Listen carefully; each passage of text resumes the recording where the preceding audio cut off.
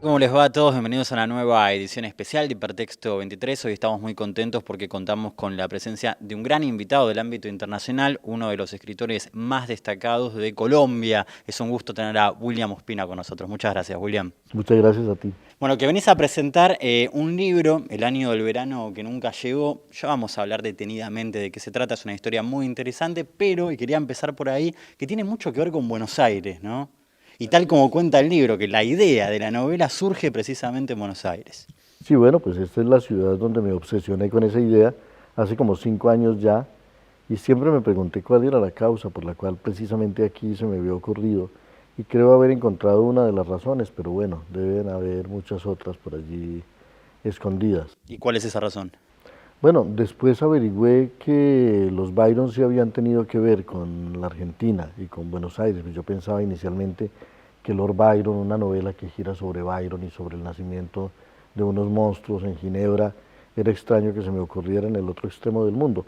Pero también es una novela que ocurre en muchos sitios y que tiene que ver con muchas cosas y como con los caminos secretos que unen los sitios y las historias. Vamos a dar alguna pista. Ahora sí, El año del verano que nunca llegó trata sobre todo, aunque trata sobre diversas cosas, de una reunión cumbre que hubo en Ginebra en el año 1816 de los escritores y exponentes más importantes del romanticismo, que da lugar a dos monstruos, digamos, fascinantes y muy vigentes hoy, que son Frankenstein y el vampiro, que después se convertiría en Drácula de alguna manera, ¿no?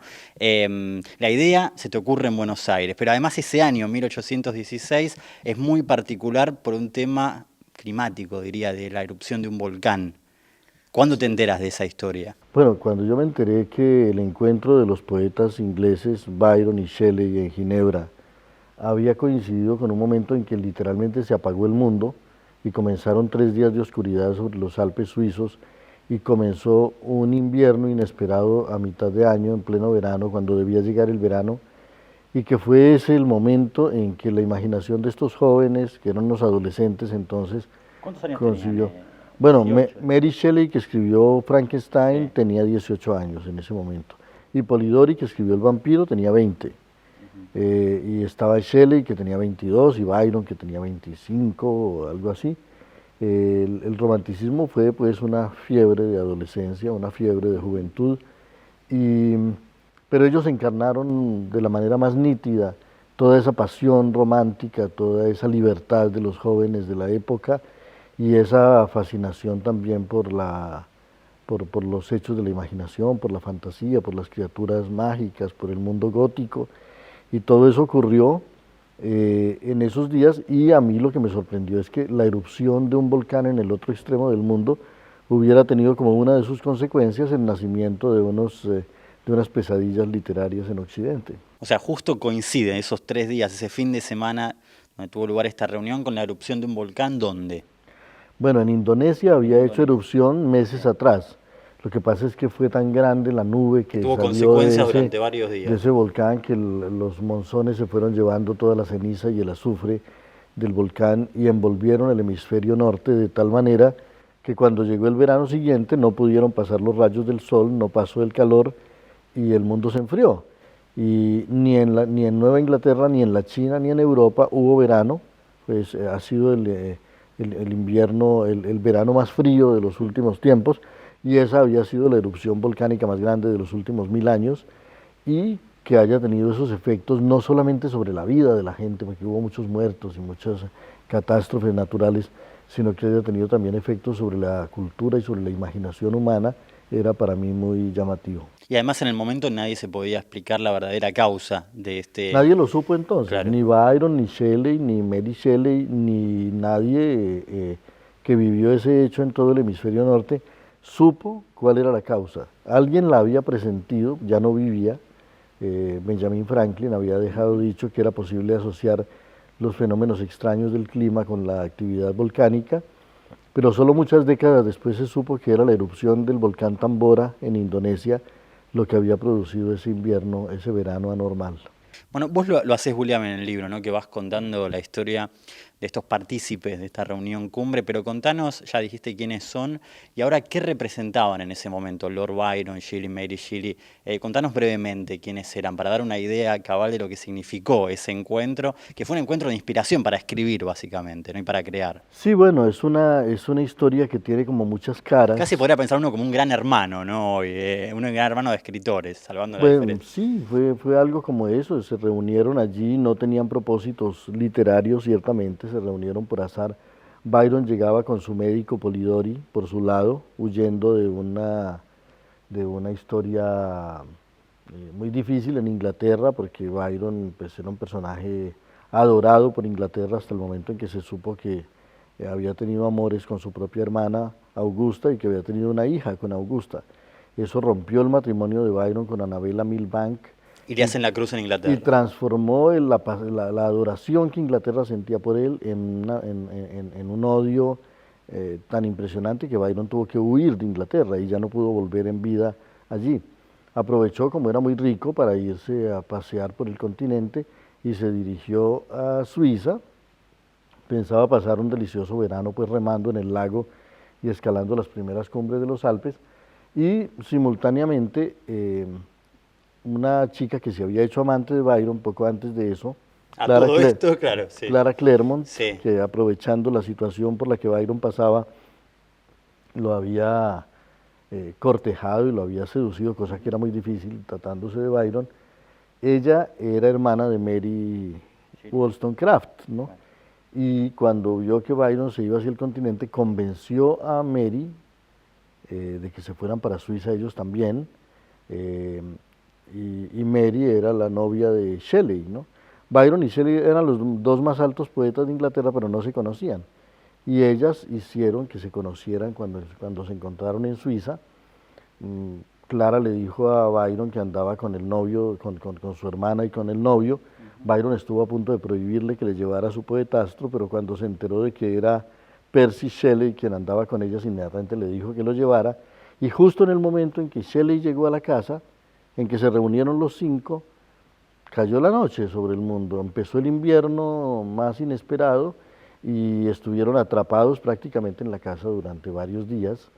Y en esos días que fueron como una sola noche se dedicaron a leer historias de terror, y cuando menos pensaron estaban en un estado anímico, en un estado de miedo tal que Byron, que era perverso, les propuso que se fueran cada uno para una habitación a solas y escribieran una historia de terror. Los grandes poetas, que eran Byron y Shelley, no escribieron nada que valiera la pena, pero los que no eran poetas, pero sí estaban verdaderamente aterrados, que eran Mary y Polidori, escribieron ella Frankenstein y él el vampiro, e hicieron nacer a dos de los monstruos más míticos de los tiempos modernos.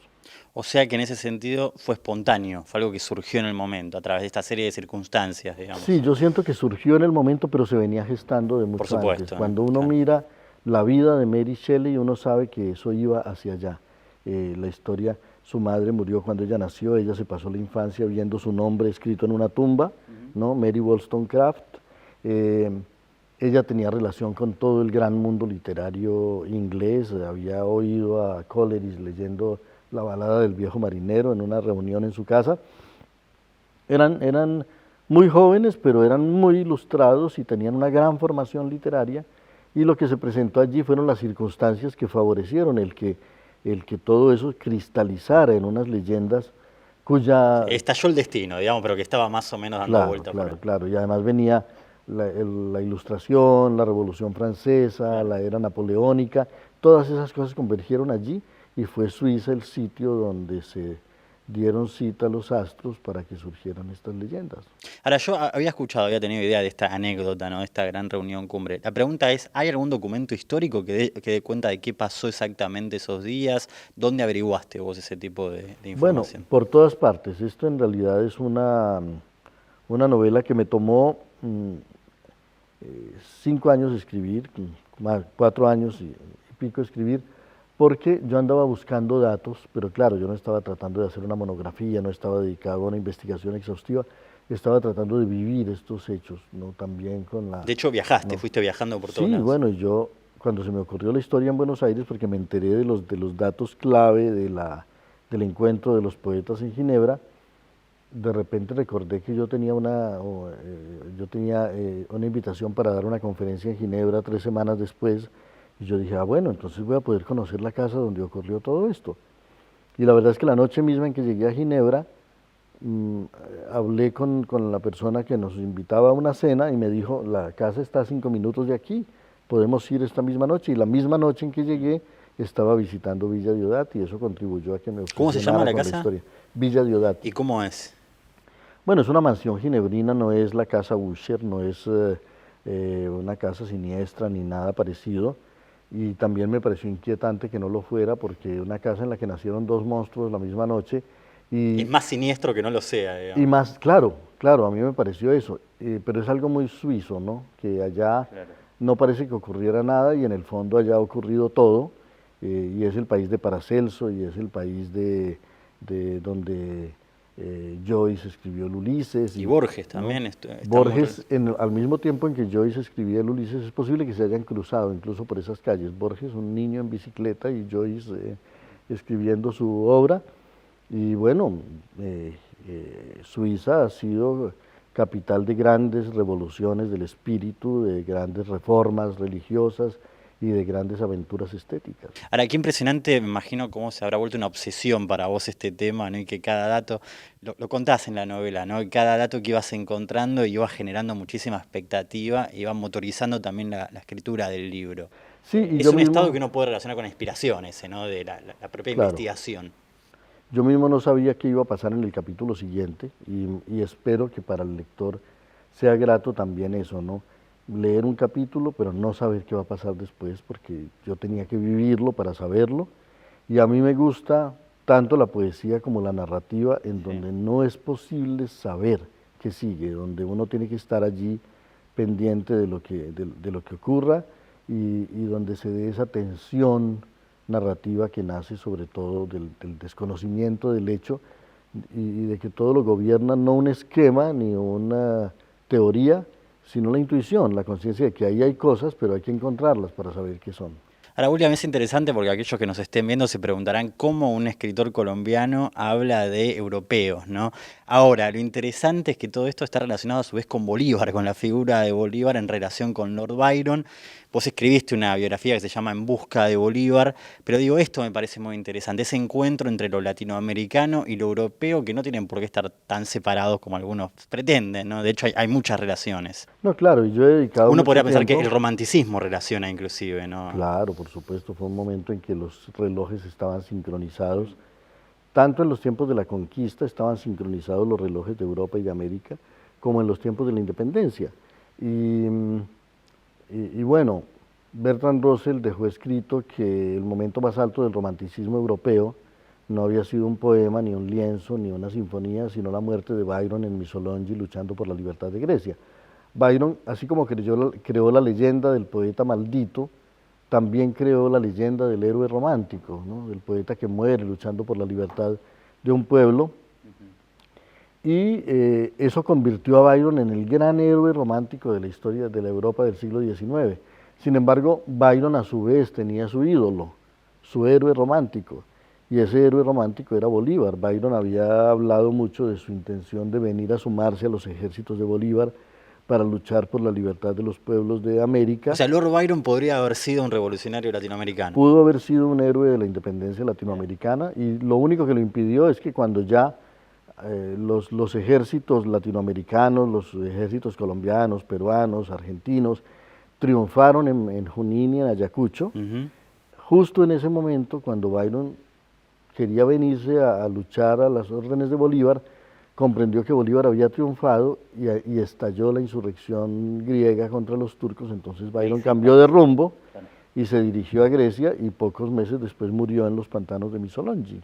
Ahora, hablamos del año 1816, que dicho sea de paso y otra coincidencia más, es el año argentino también, ¿no? Del nacimiento de Argentina, y vos lo mencionás Así en la es. novela. Es otra, realmente es llamativo, es Así es, ese fue el año de era el que no año, hubo verano. digamos que también fue un hecho romántico el nacimiento de las naciones latinoamericanas, de las repúblicas latinoamericanas, porque sí era difícil que se abriera camino la idea de la república en la Europa de su tiempo. era mucho más difícil que se abriera camino la idea de la república en América. Aquí teníamos indígenas, teníamos esclavos, cosas que no existían en Europa y que dificultaban mucho más el discurso de la libertad, la igualdad y la fraternidad. Sin embargo, estos románticos que fueron los padres fundadores de estas naciones, fundaron las repúblicas por esos años. Y bueno, también un día descubrí que los Byron sí habían tenido relación con la Argentina. Con las Malvinas, ¿no? Sobre todo porque el primer inglés que pisó territorio de las Islas Malvinas fue el abuelo de Lord Byron, el comodoro John Byron, que andaba dándole la vuelta al mundo, pero que estuvo por ahí clavando la bandera inglesa y bautizando las islas y las costas de las Malvinas. Todo se va relacionando.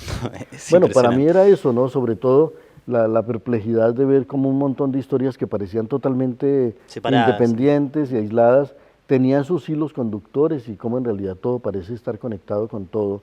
Y esta no era tanto una novela de invención, cuanto de atar cabos sueltos. Sobre esta historia se ha escrito mucho y pareciera que ya se ha dicho todo, pero yo tenía la sensación de que para mí estaba llena de preguntas que no estaban resueltas, y eso hizo que yo siguiera escribiendo, aunque me encontraba cada 8 días un libro nuevo que hablaba del tema.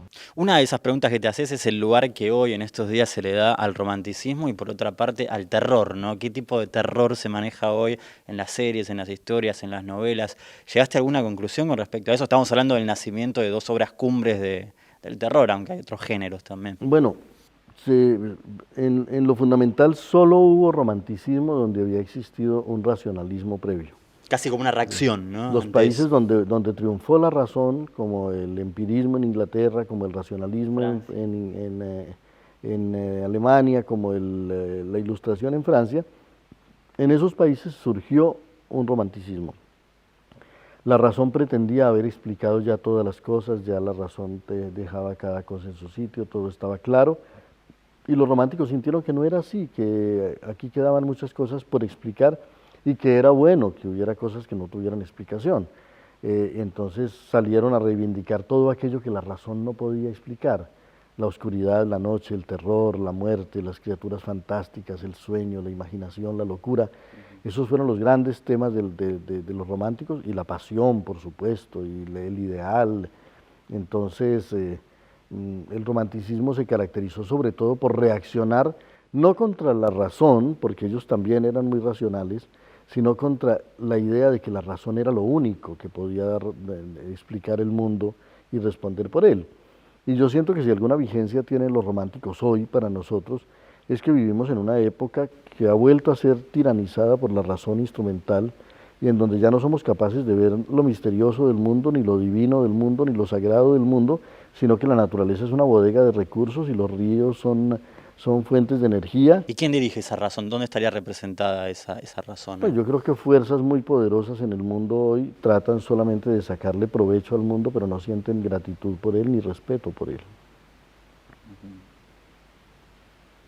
Empresas, decís, por ejemplo. Empresas, gobiernos, mafias, estados, hay una verdadera coalición de fuerzas que solo ven al mundo como un negocio y que no pueden ver en él lo que hay que proteger y lo que hay que salvar.